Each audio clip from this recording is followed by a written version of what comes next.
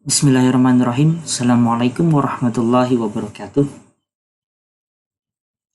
Pada kesempatan kali ini, kita akan mempelajari analisis data faktorial menggunakan RStudio. Sebelum kita melakukan analisis, maka langkah pertama yang kita lakukan adalah mengaktifkan package yang diperlukan. Dalam hal ini adalah package Agricolae, Car, dan Cardata. Cara mengaktifkan package dengan mengetikkan library Agricolae library car.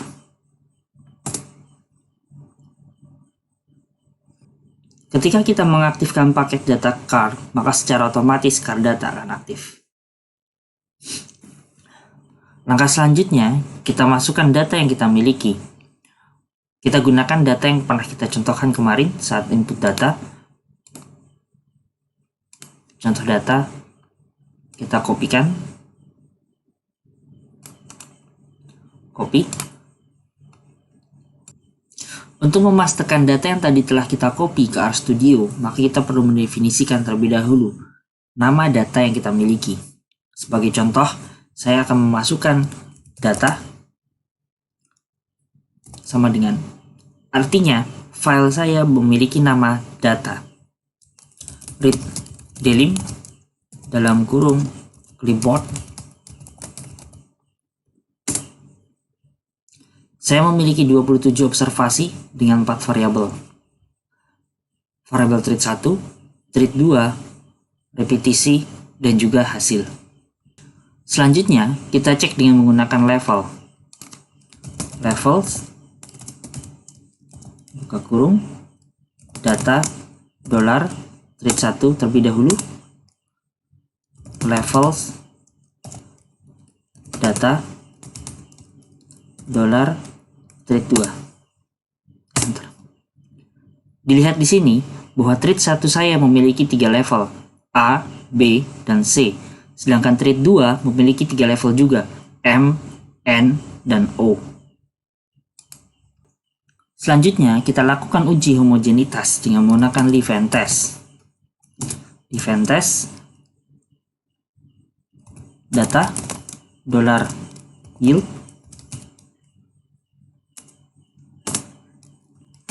data, dolar, thread 1. Center sama dengan min. Kita lakukan kembali untuk thread 2, data, dolar, yield, data, dolar, thread 2, center sama dengan min.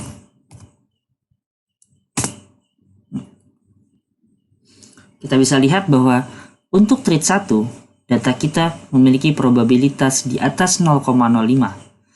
Sedangkan untuk thread 2, data kita juga memiliki probabilitas di atas 0,05. Artinya, data yang kita miliki telah homogen.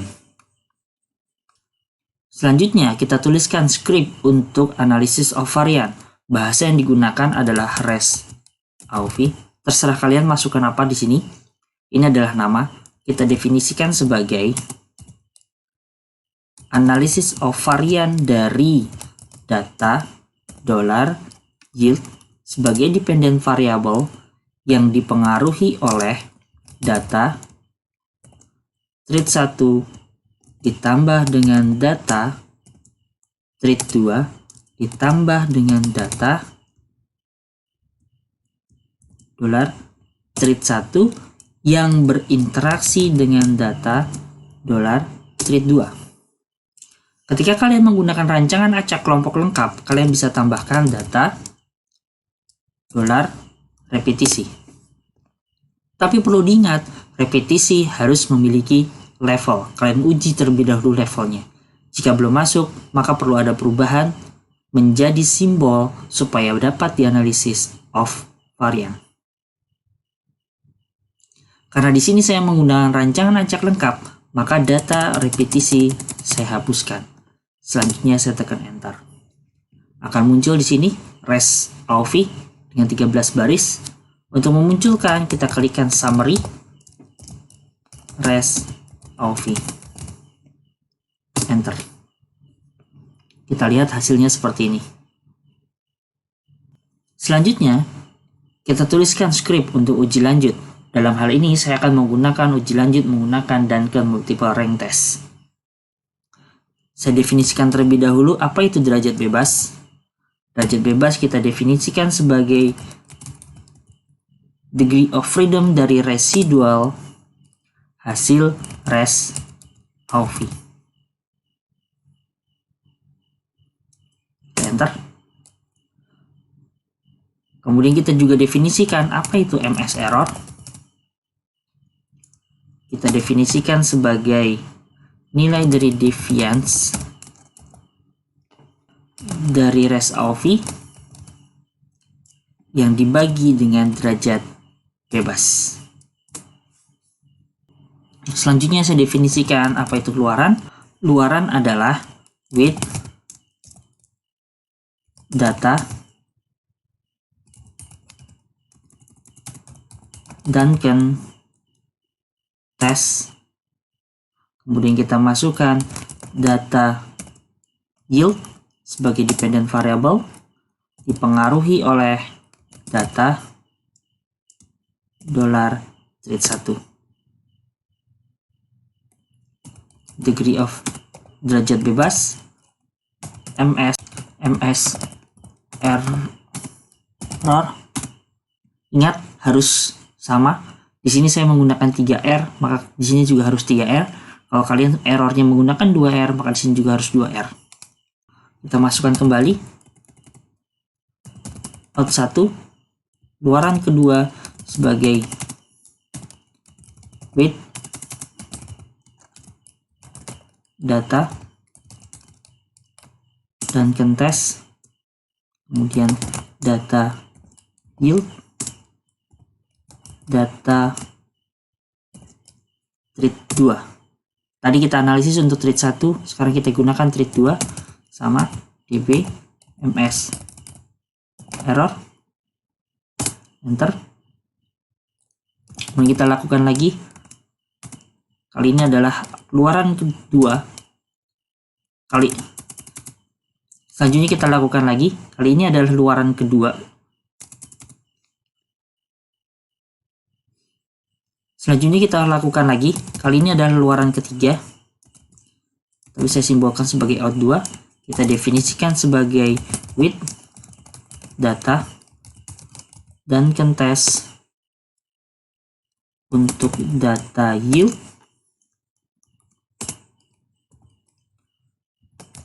data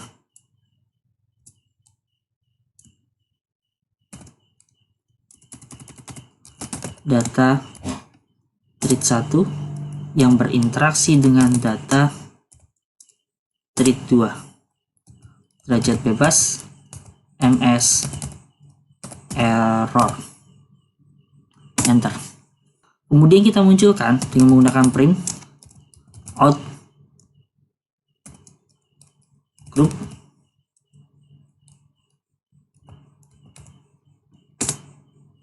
Kita munculkan kembali untuk print out 1 group. Kita munculkan juga untuk interaksinya dengan out 2.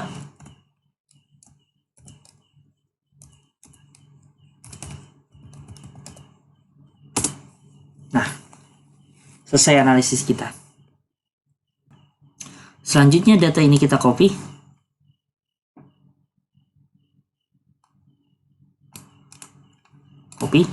Kemudian kita pastekan di Word. Seperti ini. Bahasa yang tidak penting kita hilangkan saja. Juga bisa kita hilangkan. Selanjutnya kita buat tabel untuk analisis of varian. Kita bikin 5 kolom dengan 6 baris. Sama seperti kemarin, di sini adalah sumber, di sini adalah derajat bebas, kemudian jumlah kuadrat tengah F hitung, masih kurang 1 kolom ternyata. Kita insert kolom. Di sini adalah prop.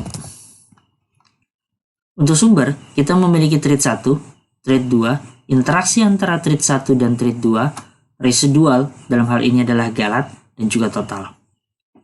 Namun, sebaiknya di sini kita masukkan sesuai dengan nama aslinya, bukan lagi simbol thread 1, thread 2. 1 adalah tipe manajemen, thread 2 adalah varietas, adalah interaksi antara tipe manajemen yang berinteraksi dengan varietas. Ini adalah galat, dan di bawahnya adalah total. Untuk DB kita kopikan 2, 2, 4, 18. Jumlah kuadrat ini kita copy saja supaya mudah. Kita pastekan di sini. Ini jika kita copy, kita pastekan di sini. Kita copy, kita pastekan di sini. Ini juga kita copy, kita pastekan di sini. Selanjutnya min square. Ini kita copy, kita pastekan di sini. Kita copy, kita pastekan di sini. Kita copy, kita pastekan di sini. Ini kita copy, kita pastekan di sini. Hitung nilainya dari sini. Kita copy.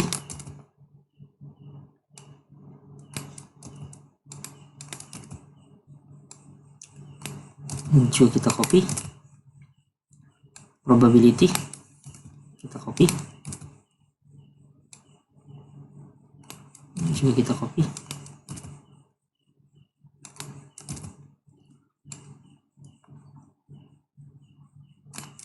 Ini juga kita copy.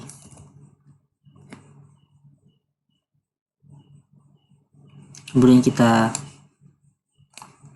buat rata kanan.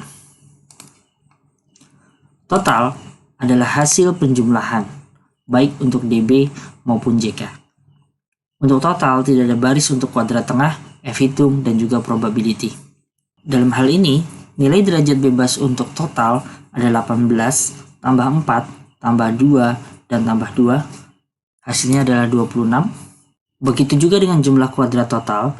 Jumlah kuadrat total adalah penjumlahan dari jumlah kuadrat tipe manajemen ditambah jumlah kuadrat varietas ditambah jumlah kuadrat tipe manajemen yang berinteraksi dengan varietas ditambah dengan jumlah kuadrat galat. Hasilnya adalah 37807039. Selanjutnya, kita hilangkan semua barisnya terlebih dahulu. Kemudian kita munculkan baris bawah, baris atas, baris bawah. Di total juga ada satu baris lagi. Kemudian kita berikan simbol untuk signifikan, signifikan, dan non-signifikan. Signifikan untuk nilai di bawah 0,05, signifikan karena nilainya di bawah 0,05, non-signifikan karena nilainya di atas 0,05. Kemudian kita kasih keterangan S sama dengan signifikan,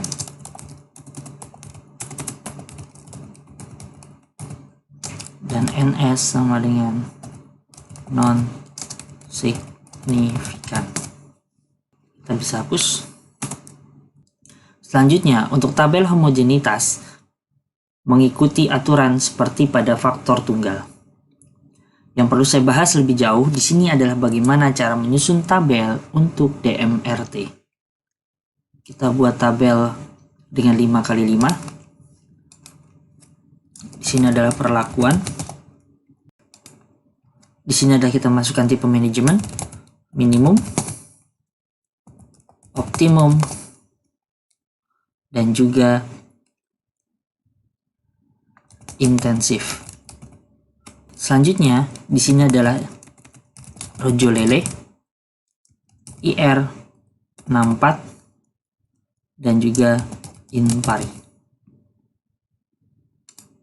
Di sini adalah rata.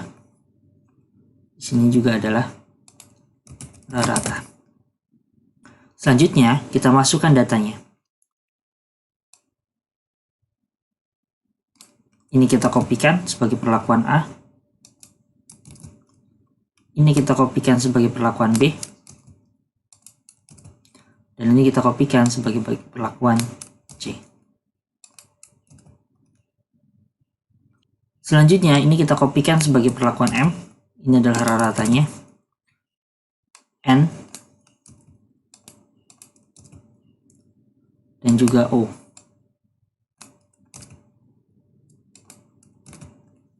Selanjutnya kita kopikan data ini. C intensif, O in pari. Kita pastikan di sini. BO optimum in pari.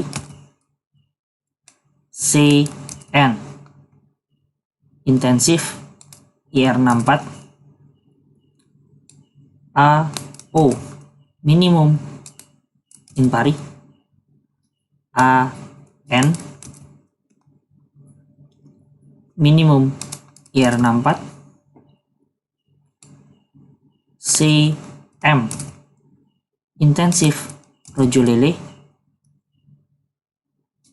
BN optimum IR64. BM optimum rojo lele. Dan terakhir minimum rojo lele. Di sini perlu kita berikan simbol. Ada dua simbol yang kita bisa masukkan di sini, negatif dan positif. Bagaimana kriterianya? Kita lihat nilai interaksinya. Jika nilai interaksinya adalah NS atau non-signifikan, maka simbol di sini adalah negatif. Namun, jika interaksi menunjukkan signifikan, maka simbol di sini adalah positif. Selanjutnya, perhatikan baik-baik. Jika di sini adalah negatif, huruf Duncan yang dimasukkan adalah pada bagian rata. Namun, jika di sini positif, huruf Duncan yang dimasukkan adalah hasil interaksi. Jangan sampai terbalik. Jadi kita tidak perlu menuliskan semua huruf Duncan yang dimiliki. Karena di sini saya menggunakan simbol negatif, di sini adalah NS untuk interaksi, maka huruf Duncan yang saya masukkan adalah pada bagian rata. Sebagai contoh, C, di sini huruf Duncan-nya adalah A. Kemudian untuk perlakuan B, dalam hal ini adalah optimum, huruf Duncan-nya adalah B. Minimum, huruf Duncan-nya adalah B. Untuk varietas M, huruf Duncan-nya adalah B. IR64, huruf Duncan-nya adalah B. In pari, huruf Duncan-nya adalah A. Ingat, di bawah di sini ada keterangan.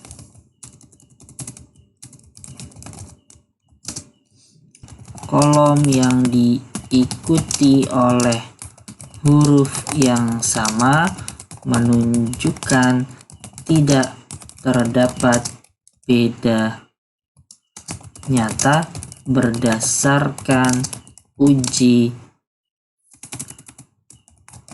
DMRT 5%. Untuk bahasa bakunya, kalian bisa lihat contoh skripsi kakak kelas kalian atau lihat panduan penulisan skripsi. Konsekuensi dari keterangan ini, huruf yang sama menunjukkan tidak terdapat beda nyata, maka kita lihat apakah IR64 sama dengan minimum dengan nilai huruf sama-sama B? Jawabannya tidak. Huruf Duncan di sini dengan huruf Duncan di sini memiliki tingkatan yang berbeda. Kalian tidak bisa membandingkan antara minimum dengan rojo lele, IR64 dengan intensif. Maka konsekuensinya huruf di sini harus kita rubah. Misalkan A ini berubah menjadi M, B ini berubah menjadi N.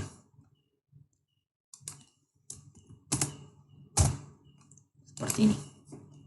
Apakah saya perlu memasukkan nilai dan kenyang ini? Jawabannya bergantung kepada simbol interaksi. Simbol interaksi bergantung kepada hasil ANOVA interaksi. Jika di sini adalah NS, maka simbolnya negatif, maka huruf Duncan yang dimasukkan adalah pada bagian rata. Sedangkan, jika pada interaksi menunjukkan signifikan dengan nilai hasil probability dengan angka kurang dari 0,05, maka tanda di sini berubah menjadi positif, maka huruf Duncan yang dimasukkan terdapat pada bagian ini. Rata tidak muncul huruf Duncan-nya. Konsekuensinya, jika kalian memiliki simbol negatif, maka pembahasan kalian membahas kepada faktor pertama dan faktor kedua. Sebagai contoh, pada contoh ini, maka saya akan membahas bahwa hasil impari lebih tinggi bila dibandingkan dengan hasil IR64 dan Rojolele. Selanjutnya, tipe manajemen intensif lebih baik bila dibandingkan dengan hasil optimum dan juga minimum. Namun, jika tanda di sini adalah positif, pembahasan kalian tidak membahas varietas mana yang terbaik, tipe manajemen mana yang terbaik. Pembahasan kalian membahas kepada interaksi. Varietas Rojolele lebih cocok menggunakan tipe manajemen yang mana? Varietas IR64 tipe yang mana?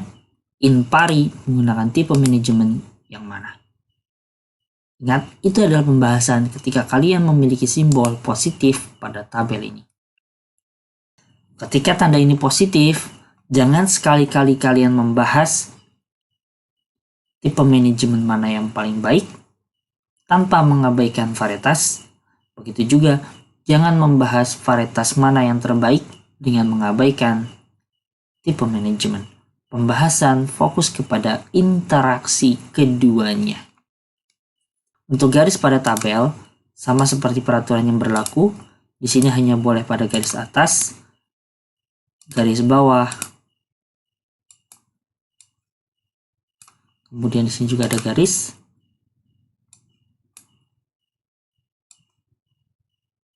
di sini juga ada garis.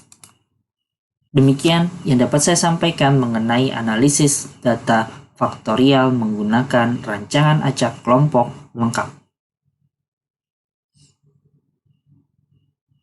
Selanjutnya, jangan lupa kerjakan tugas di myclass.umy.ac.id. Terima kasih. Akhir kalam, wassalamualaikum warahmatullahi wabarakatuh.